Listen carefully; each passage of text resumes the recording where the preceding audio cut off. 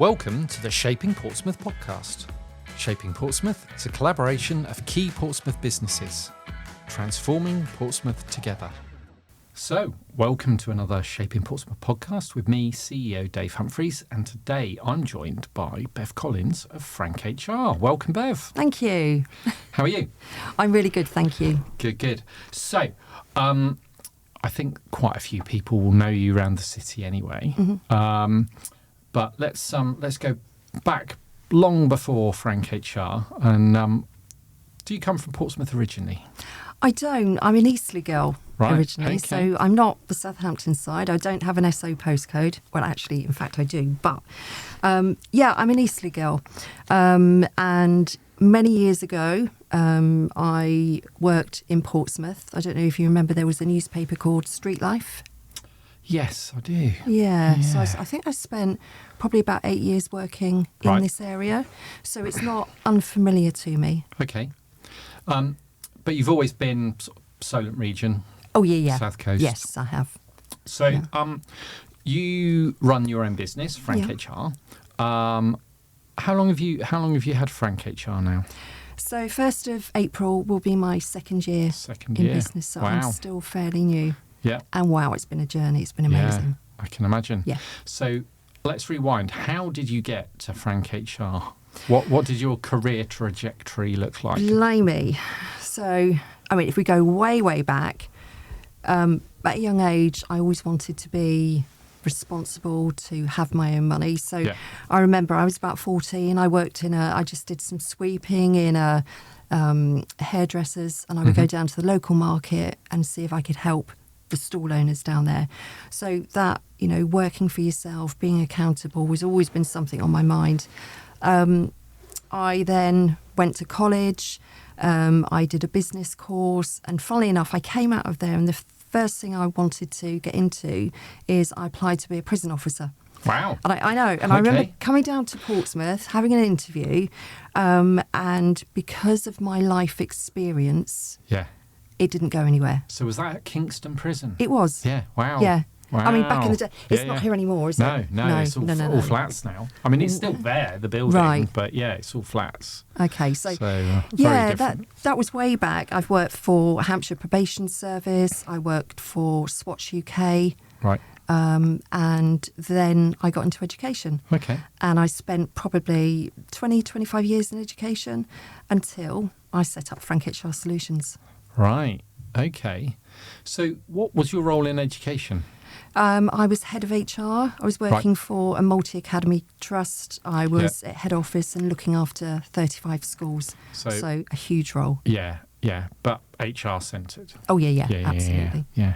So what made you decide to take the leap and set your own business up rather than work in a big role like that?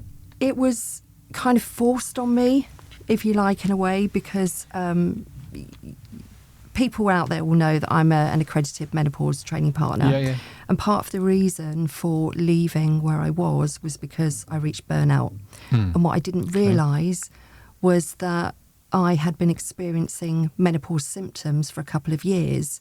And honestly, Dave, there were times when I would be at work in my role, I'd be in meetings and my mind would just go blank. Yeah. All of a sudden, I started getting anxiety. And work were amazing. They were so supportive, hot flushes, all of those things that you would expect to hear about with menopause. But then it got to the stage where I was really worried that I would get found out. I couldn't do my job anymore. And that's how I felt. Right. Okay. I was waking up at sort of 4 o'clock in the morning naturally, going into my office next door in the bedroom, and I was starting to work. And that was to try and cover up because I was so much slower than I had been. And I was doing that probably for, 6 months. Don't know how I managed it. Until one morning, I just literally, I collapsed. I woke up, I was an absolute mess. And I took some time out, I phoned work, I was in tears, they were in tears, and I just said, I can't come back. Well, take some time, Bev, think about it. We want you here. Yeah. And I just couldn't do it. So I'm one of those statistics that I have left a really, really good role. I mean, I think I was probably 47, 48 when I went to uni for the first time. Yeah. So I was doing that to get my postgrad diploma in HR as well as working full time. So at that age, I was all over it. I was going places. But then it just hit me, just like that out of the blue. Everything went, everything disappeared. So, yeah, I walked away. I had nothing to go to. Didn't even consider the fact that I wouldn't be able to pay the bills or anything like that. It's just the relief when I made that decision. So I tried on the job market, which was horrendous. I was ghosted by recruitment agency. Honestly, it was hell looking for a role. And then the kids and my partner said to me, look, you've been doing HR forever. Why don't you set your own business up? And I thought, I can't do that. How the hell am I going to? I don't know anything about it. I've spent all my life working for other people, and I kind of poo-pooed it. It got to the stage where I was thinking, blimey, I need to start thinking about bills. Yeah. How am I going to pay? And I thought, I'm just going to go for it. So I set the business up, launched it the 1st of April 2000, and where are we now? 2020. We're 2026 now. So, yeah, 2024. And I haven't looked back. It has just been the best thing ever. And some of the really good things about it is you get the flexibility.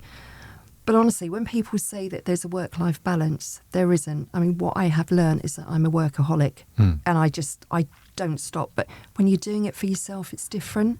Okay. In what way? Well, I have a choice.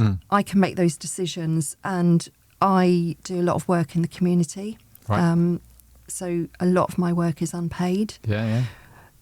Some of that is working for charities. Other work that I do is I'm a group leader for a ladies networking group. So I put a lot of time into volunteering and doing things around that. But also, I just can't help myself. People reach out to me now because I've got a bit of a reputation. And if they're having a hard time at work and they're not being treated fairly and they're not getting anywhere with their employer, they reach out to me to help them. And I've taken on some amazing cases where I've supported people. And, you know, if I was working in an organisation, I wouldn't get the opportunity to do those things. So I manage my time, sometimes not brilliantly, because I can't say no. And I feel that I've got this moral obligation to help. It doesn't stop you being a workaholic. It just it gives you more choice around where you direct your workahol. Yeah. What's the right word? Yeah, workaholicism. It really does. Yeah. I'm still getting out of bed early. I wake naturally, maybe 5, 6 o'clock. I go and work in the office now, but it's completely different. Yeah. So I go into the office. I have this routine. First thing I do, I pop downstairs, have a glass of water, sit at my desk. I've got my LED face mask because you know what? If we can just have a little bit of help as we get older, why not? And then I just have, you know, certain routines, certain times of day when I'll have my coffee with MCT oil. And I just absolutely love it. And I would not change it for the world. No. Excellent. So you're not the first person I've encountered who's ended up setting up their own business because of a desire to put themselves first. Do you miss the sort of the previous type of working where you were sort of part of a team, or does the freedom that you now have outweigh that?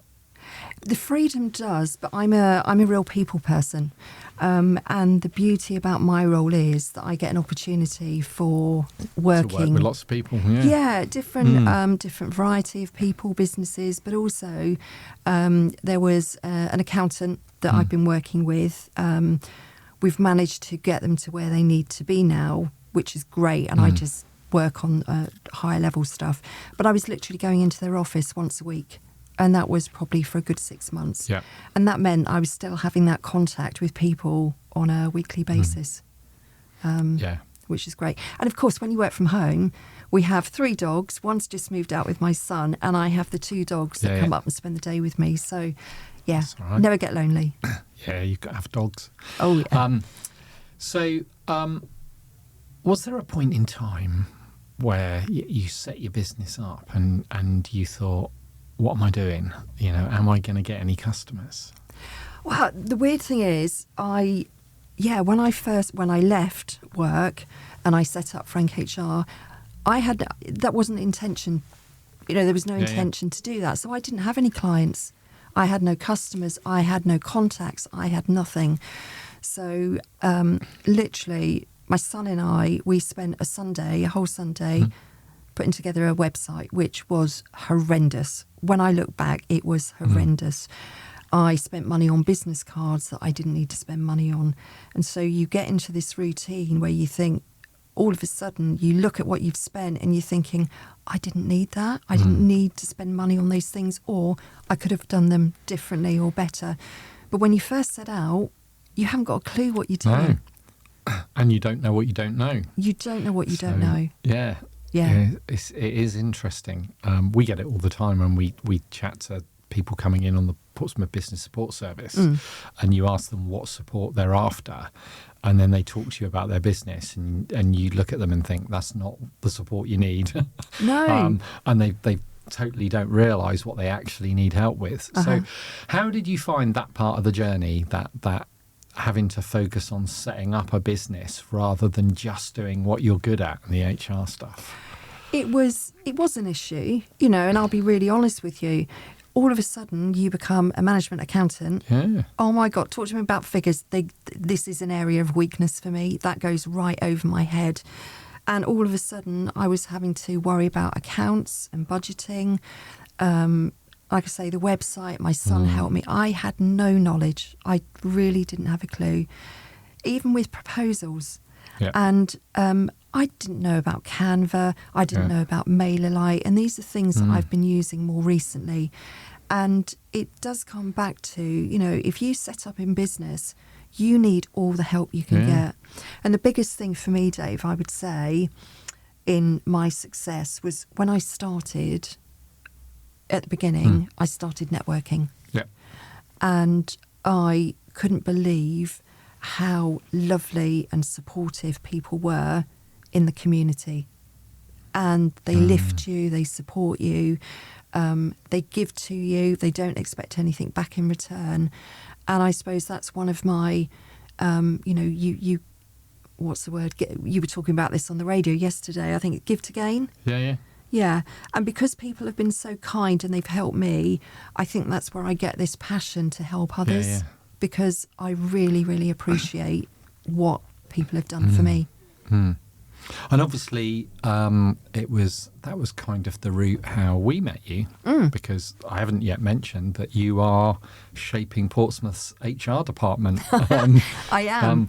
And so I was actually looking for someone to help us with HR, and Joe Morgan recommended, where most good recommendations come from, actually.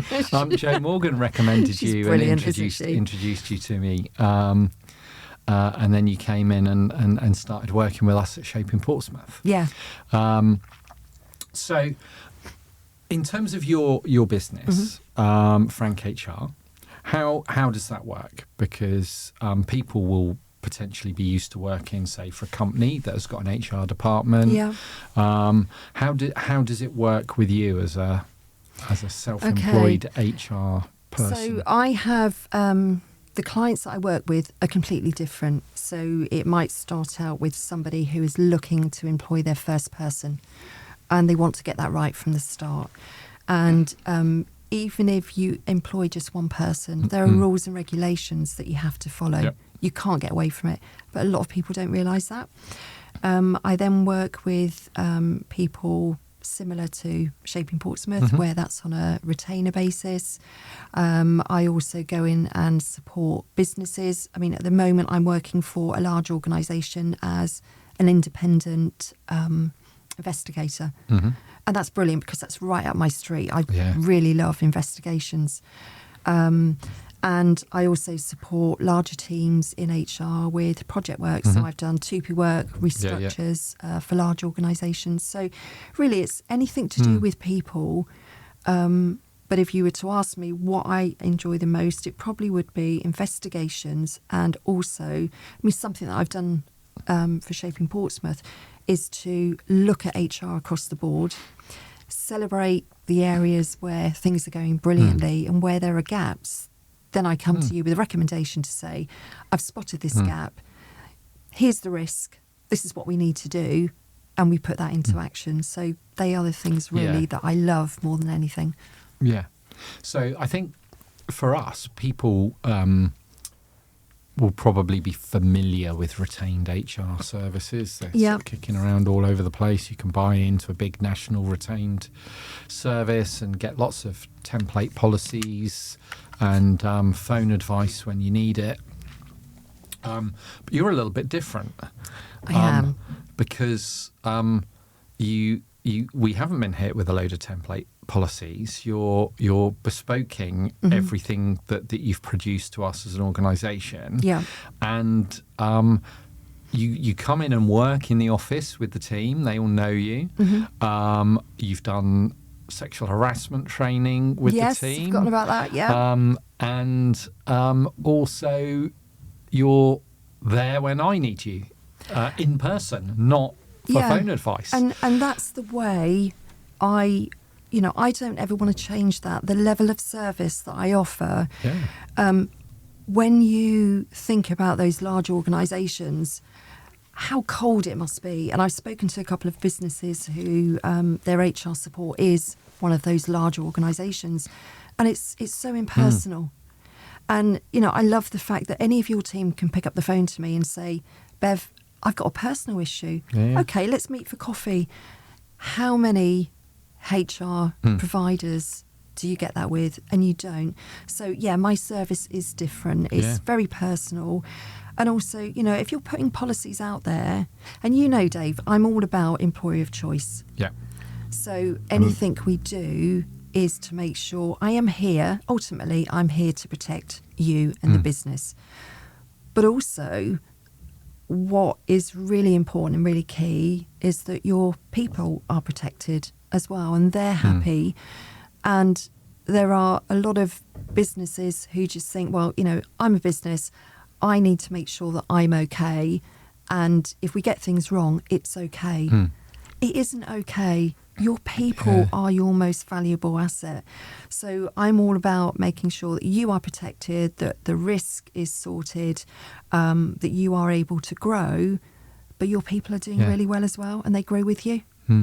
So when you first started working with us, the first thing you did was an HR audit. That you alluded to earlier. Yeah. And you gave me this kind of recommendation of where the gaps were, what we had in place. I know, and you thought, oh my God, look how big that is. A very detailed plan around what we needed to do that was then put in priority orders. Yeah. And I must admit that surprised me a little bit, mainly because I was just expecting to get hit with a whole... just like, here you go, here's all the policies you need in one email. There they all are, template policies. But no, you work through it in order of priority, one at a time, and did every little bit. But the one theme that kept running through everything was this employer of choice phrase. Yes. So explain that a little bit more. When you talk about employer of choice, what do you mean? That's an organisation that people would talk about, that they would recommend. They would say, work here, it's brilliant. It's a place where people feel valued, where they have a voice and where they know that management have their back. And, coming into Shaping Portsmouth, and I know the team, and the team are brilliant, and you are a proper team, a team that cares for each other. And that's the kind of, when I'm talking about employer of choice, that's what I'm trying to get across. Yeah. It goes beyond what you just see, those surface levels. So it is about the policies. So, for example, things that we've been working on with your statutory policies and time off, let's say, for paternity, parental leave, Shaping Portsmouth go above and beyond Yeah. what the statutory is. You don't have to, but that is part of your journey to becoming an Yeah. employer of choice, where you stand out, you are different. Yeah, yeah. And it's interesting looking at everything from that direction rather from maybe a compliance direction. Yeah.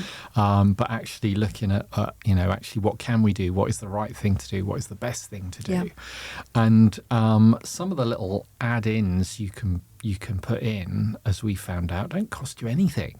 No, they don't. They're really easy to do, and actually, when you look at it, often morally right. So Yeah, you've got to get the right balance, getting a combination between the risk, the compliance, but also never forget your people. Take your people with you on that journey. So you mentioned earlier that the minute you employ one person, there are things you need to do. Yeah. And clearly there are tipping points. There's a point in time where you've got a certain number of people and health and safety kicks in a different way. Yeah.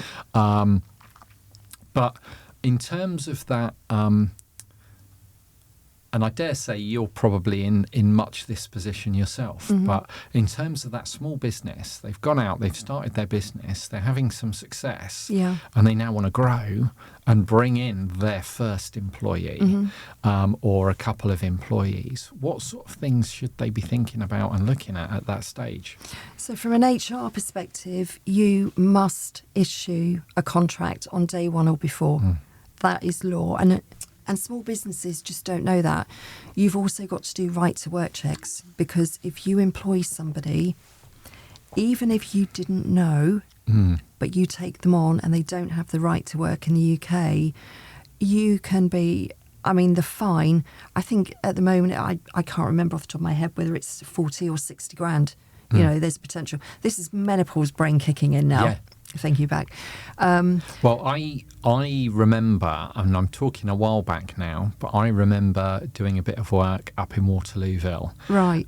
In the police, in partnership with immigration. Okay. And we went into a number of premises. We found lots of illegal employees, and they can issue on the spot fixed penalty tickets, which are obviously at a reduced level to the court fine. That's what an on-the-spot ticket does. They were £10,000 tickets It's on the loopy. spot. That's big money. Yeah. And that would kill a small business. Well, it does. It can wipe small businesses out. And last year, the government were targeting smaller businesses. Yeah. More things like your nail bars, your car cleaning businesses, things like that. But as a business owner, you have to, you can't say, I didn't know. That won't cut. No. You have to know what you're doing. So- You also, policies, for example, you've got to issue disciplinary and grievance. If you employ 5 or more people, you've got to have a written health and safety policy. Yeah. So essential things you have to do. So contracts, most people will know what a contract is. Contracts, so obviously law that you've got to have one, but what they actually say and how they're worded, Yeah. pretty crucial as well. Yeah. And I think the line is something like, you never need a contract until the moment you need it. Absolutely. And then you do. Yeah. Really need it. So that's obviously things with the wording. The right to work though, how does that work? What would a business need to do to comply with that right to work piece? So right to work, it's just, this can be really simple. So you can go onto the government website and you can pop the information in about that employer and it will tell you instantly if they have a right to work. The way I suggest people do it is just for that extra security and that risk and that compliance element, is to have a form or a spreadsheet where you ask the people to come in, you see, this is really important, you see their original documentation, and you, from there on, you just, the checks are so simple, and it just means that you are safe. That risk is removed, because if somebody comes along, and even if you say, well, I did the check, and they say, well, they don't have the right to work in the UK, but what you looked at is a photocopy that had been played around with, you know, again, but businesses don't know that. They don't realise that they've got to look at those little things like the originals that will keep them out of trouble. And you mentioned health and safety there. And obviously there's a tipping point at, how many employees? 5. Five employees. So at that point, there are a number of things you have to do. But that's just one area of kind of compliance. You've also got things like data protection, safeguarding, etc. So from an HR professional's perspective, where does HR actually stop? Do you find yourself? Do you find yourself having to look at GDPR for clients, or safeguarding, or all of those things? And obviously, with my history in education, I completely understand safeguarding, and I know how crucial that is. So that's a big thing that I have behind me. So many things you have to do, like, and something that I suppose generally isn't business continuity plan. I've written one recently. And it's not generally something that HR would do, but it involves people, and I know it's something that a lot of businesses wouldn't consider. They wouldn't even know what one is. So on that note then, what is one? So a business continuity plan, it's basically if something goes wrong in the organisation, there might be a cyber issue, there might be a massive data protection breach, the CEO may become poorly, there may be a bomb threat, anything like that. It's about having a plan in place so everybody knows what their responsibility is and how they deal with that situation to make sure the business still functions. So if you are, for example, providing, let's just say you were an accountant and you were looking after businesses and doing their payroll, that's going to be one of your priorities, to make sure that if something happens to your business, you know, how are you going to deal with payroll? How are you going to make sure people are being paid? So whilst it's not technically HR, I do those extra bits. Again, this is where I'm different. I bring those extra bits in because I'm about compliance and risk and making sure that your business is protected. So it's a role that can be as big as you want to make it. So I mentioned there about businesses growing and employing your first employee. There's surely a point here where you're going to run out of capacity and Frank HR is going to need to grow a bit. How much do you kind of think about that, plan for that? How much is that on your mind? Because I get the impression, just from talking to you about all the stuff you're doing and what I see on social media, that you're probably quite busy now. You could say that. I'm pretty busy. I'm in a fortunate situation where I have Angela, who joined me back last year. She's a senior HR consultant. So I'm in a really good position that I have Angela working with me. If things become too much, I just pick up the phone, send her an email, and she'll pick that up. I'm also working with, I've got some VAs, I've got some coaches. So through my networking, everybody that I've met through business, I have people that I can reach out to that I've vetted. So when I'm dealing with people, it isn't just somebody that I've met and we talk about, well, let's work together. I actually know them. And I think that is crucial, because if I'm recommending a business and saying, right, I've got somebody that I want to come in and work to take my place, but they'll do this for you, I have to feel really confident that they're going to do a good job. Because they are Frank HR then, aren't they? They are. They're representing me. They're representing you, and it's they are.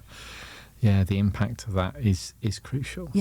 And so, that's difficult to let go of, I have to admit, because you set your business up, this is all about your reputation. And that's quite scary. It's pretty scary. No, I can imagine.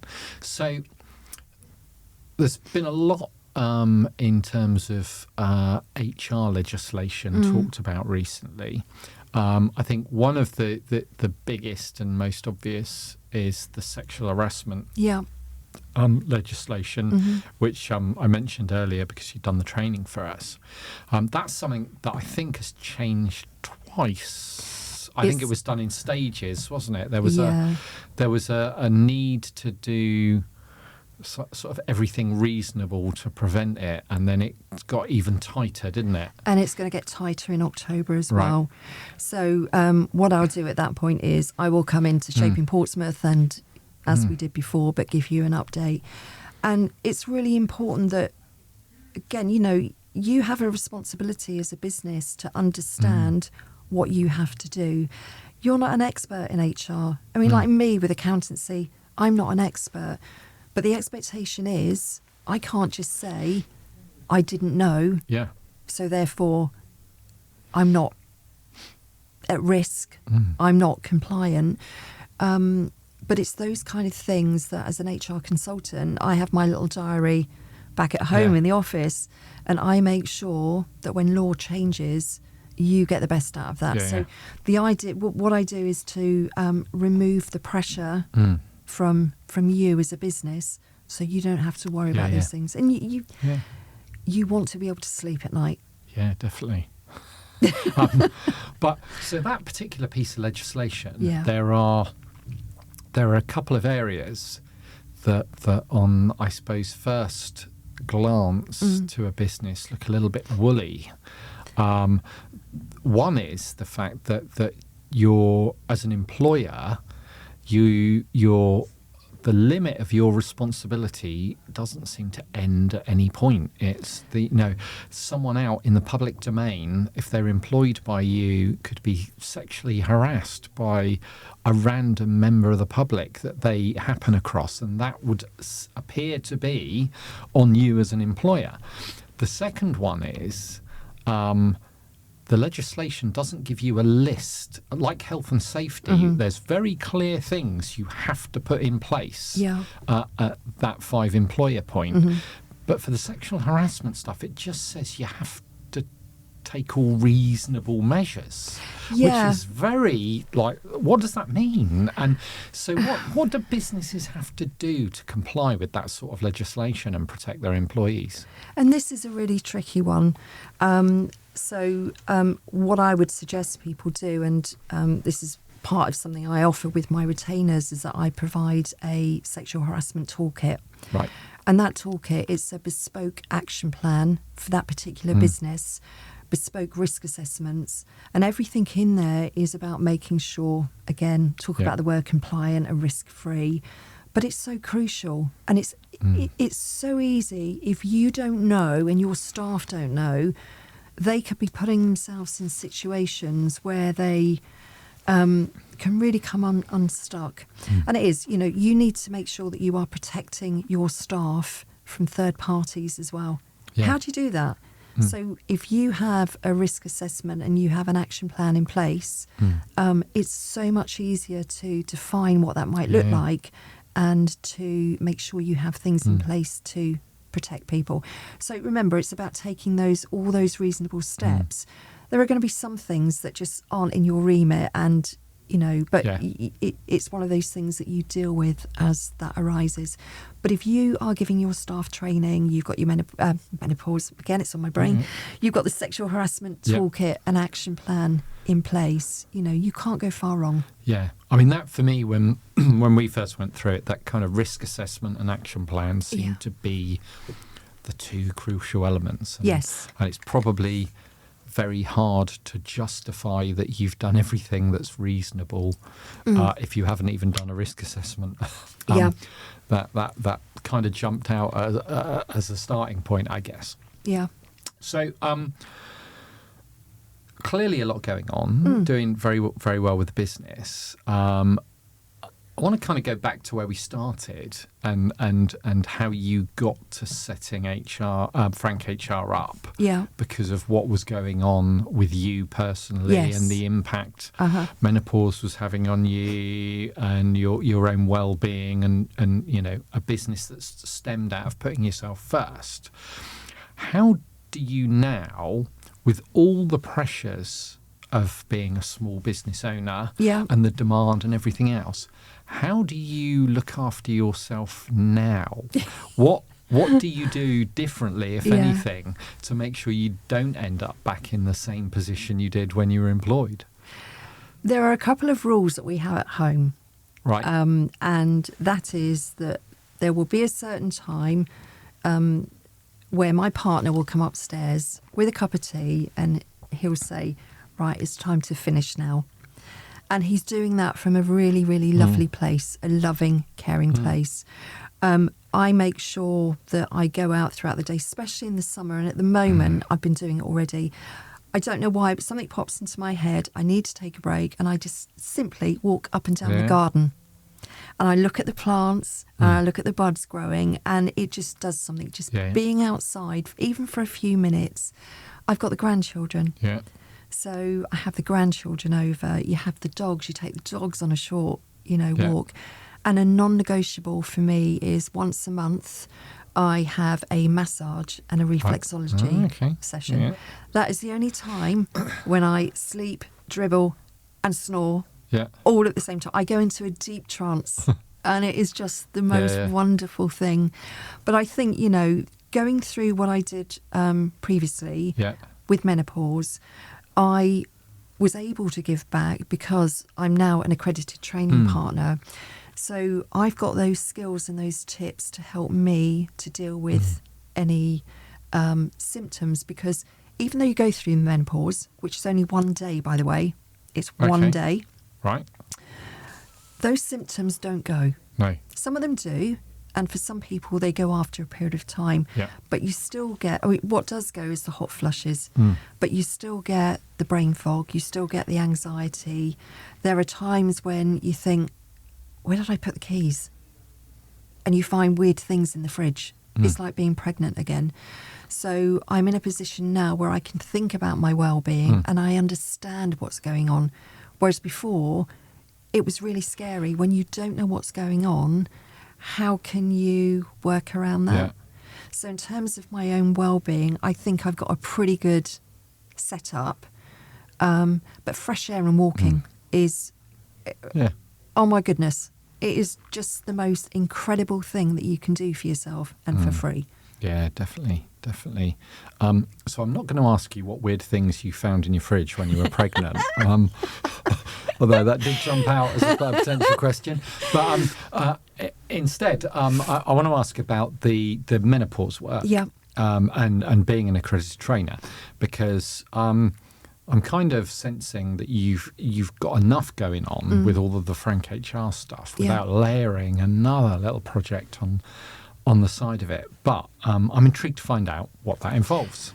What do you do? Where do you do it? Yeah, so I'm an accredited menopause training partner for Hormones on the Blink. Yeah. So I don't know if you've heard of Sophie Cartilage. Yeah. Absolutely brilliant.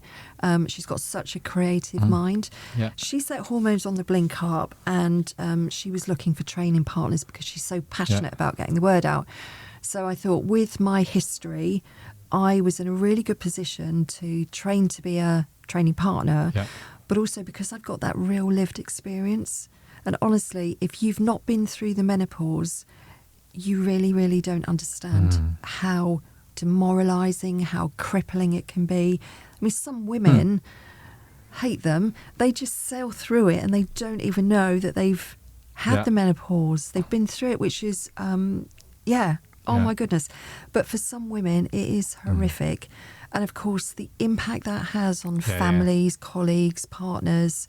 So we're talking about menopause and the brain fog. I've blooming forgot the question. The question is what do you do as an accredited trainer? And right. Yeah, so, I was trying to find out more about that. Thank you. So the training is literally to go into businesses, and it's to raise awareness, it's to talk to their staff, it's to talk to their managers and management as well. So it's to deliver that. But where I'm different, again, I like to be different. With the HR side, I'm the person that will be writing up the menopause action plans and the risk assessments. Similar to sexual harassment, menopause looks different in every setting. So if you work in a prison, or you are a teacher, or you work in a school, they're all going to be different in how that action plan looks for that particular business. So I work with businesses to prepare their action plans, or I will be. Yep. Government guidance has just come out again. So I've spent a good few days, I would say, working on an audit, similar to the HR health review, where I can go in, talk to businesses, find out what's going on. So that's rewriting their policies, also preparing people for difficult conversations. Yep. And putting together resource hubs. So that might be training trainers and saying, right, here's a ton of documents that you can use. So it's not just a case of training, it's so much more than that. Yeah. And we're doing a little bit of work at the moment, actually, about it's a completely different area of subject matter around climate change. Okay.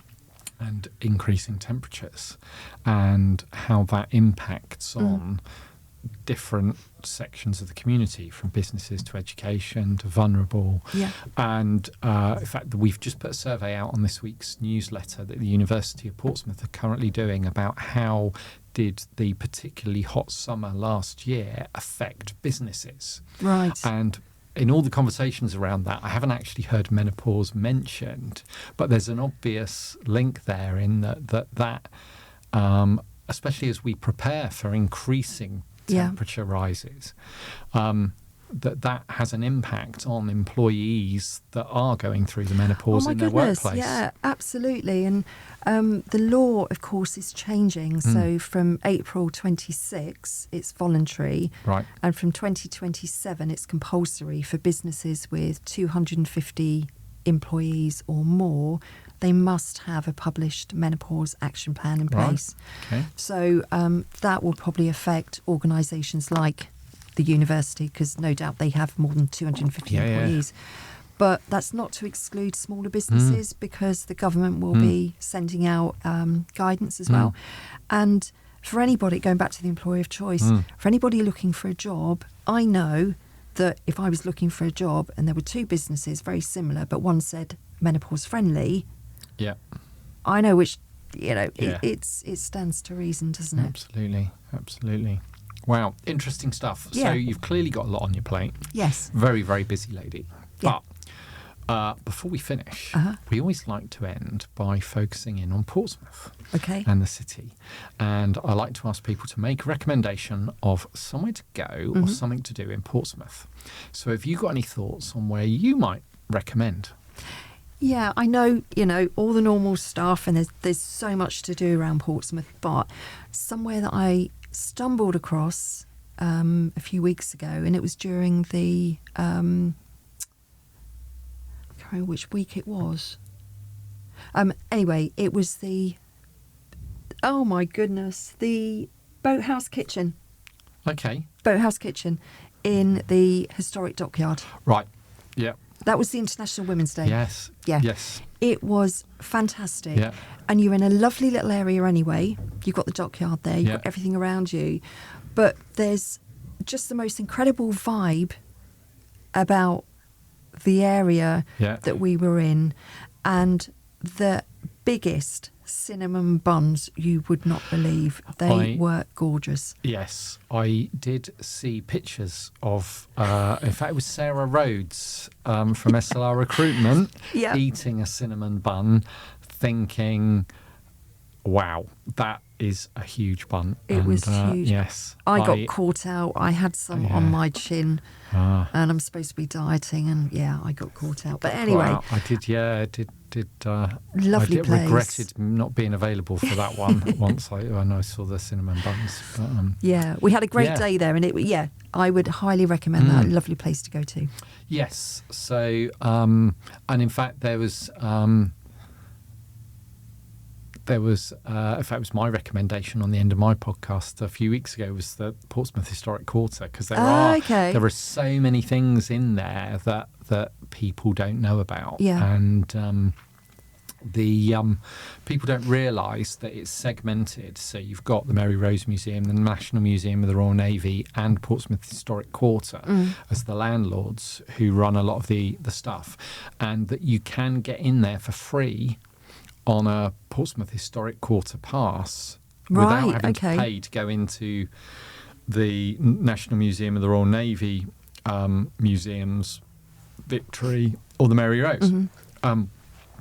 And that enables you to do things like Boathouse 4 and the She Sees exhibition and various other things. And I know one of the things that they've got coming up through the summer is once a month, the pontoon days, where there's different themes around the boats. Right, so interesting. Good one for people to look out at. And I think the first one in April is steamed themed. Okay. So they're going to have, as well as steam boats, there's going to be steam fairground rides and traction engines and things.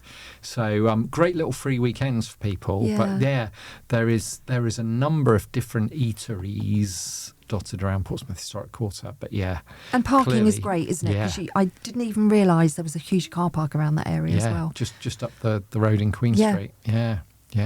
So cinnamon buns. Portsmouth Historic Quarter. Yeah, that's it's a go-to. That's the thing. Boathouse Kitchen.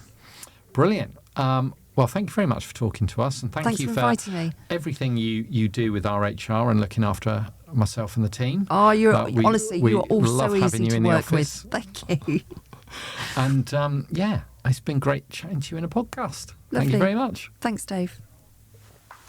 This podcast was brought to you by Shaping Portsmouth, working to make Portsmouth the #1 UK city in which to invest, live, learn, work and visit. To find out more, please visit shapingportsmouth.co.uk. This podcast was supported by Spark Community Space and Portsmouth Community Lottery.